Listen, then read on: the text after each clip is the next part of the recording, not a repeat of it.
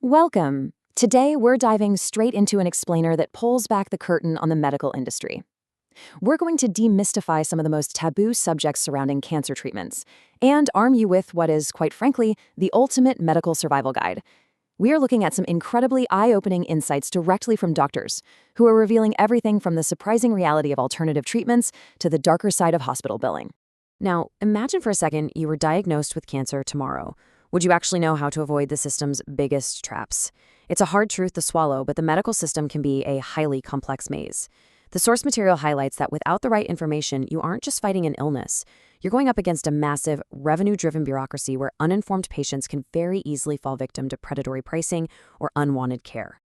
So, to help you navigate this maze, we're going to cover 5 crucial topics today: alternative therapies, the expensive immunotherapy trap, the life-prolonging chair dilemma, how to spot good doctors, and finally, why information is your best defense. Let's jump right into Section 1, alternative therapies and the actual truth behind them. When people hear the word alternative, they often picture unproven magic, right? But the medical data tells a highly scientific story. Take a look at this number.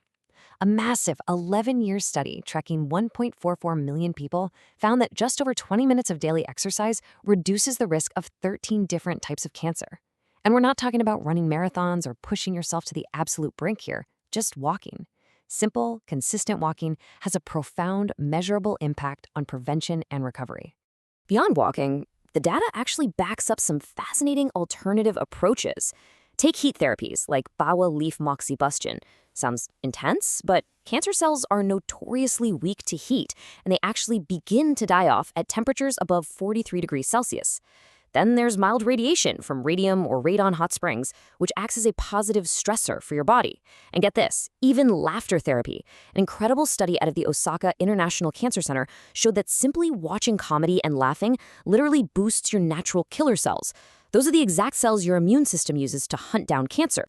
But, and this is absolutely crucial, there is a catch. The doctors from our source material stress that while these methods are fantastic for your overall health, they are a supportive complement.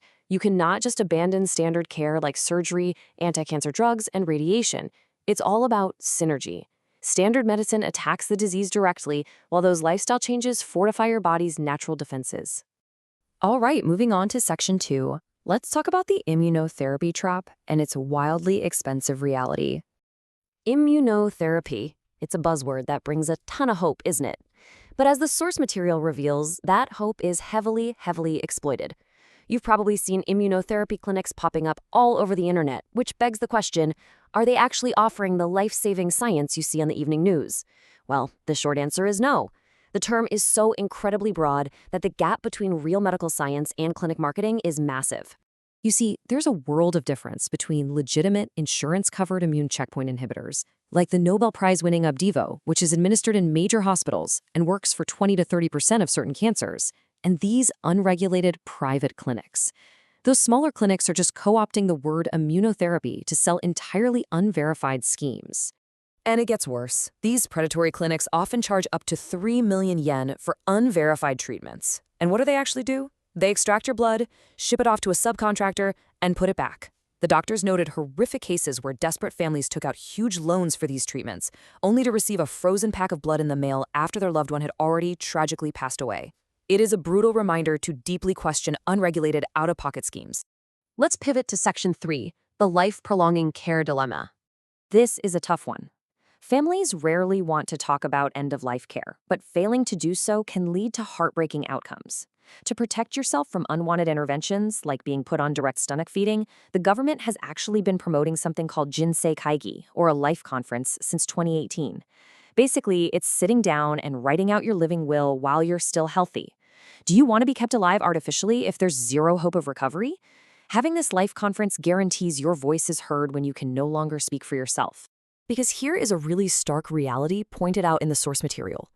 Medical care is an industry. It's a business. Sometimes a patient's final wishes are completely ignored simply because prolonging life is financially incentivized for hospitals.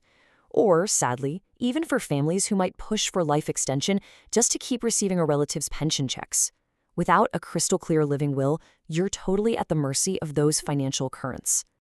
Which brings us to Section 4, How to Spot Good Doctors. Consider this your survival guide. Navigating this whole system means finding a guide you can trust with your life. A great doctor treats you like a human being, not a statistic or a data entry task on their laptop. Look for the green flags. They actually look you in the eye, they engage in a real two-way dialogue, and they offer genuine human comfort. In life or death situations, those communication skills are totally non-negotiable. Now, you might think finding a top-tier doctor is as easy as buying one of those famous doctor guidebooks. Well, plot twist, the source material reveals that doctors often pay hundreds of thousands of yen just to be featured in them. It's essentially a pay-to-play marketing scheme. You absolutely cannot rely on glossy magazines or paid internet ads to tell you who is genuinely going to save your life. So how do you actually find one? Try these 3 steps. Step 1, tap into local, analog word of mouth. Talk to taxi drivers or local snack bar owners, the people who hear the real, unfiltered town gossip about who actually cares. Step 2, take advantage of the 450 free National Cancer Consultation Support Centers for totally unbiased advice. And Step 3, ask the doctor a direct, difficult question. Test them. If they brush you off, run. You really have to shift your mindset here. The doctors are meant to be used, and you are the client. You aren't there to just blindly submit to someone in a white coat. You're hiring them to perform a critical service. The moment you realize you're empowered to ask hard questions, you completely flip the traditional doctor-patient hierarchy on its head. And that changes everything about the standard of care you'll receive. And that leads perfectly into our final section, Section 5, Information is your best defense.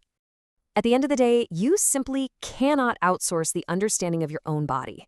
Mainstream TV is often incredibly watered down for passive viewing, so it doesn't offend anyone.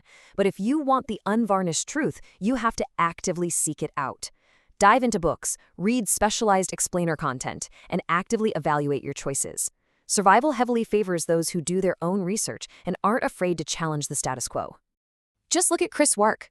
He was diagnosed with cancer at just 26 years old.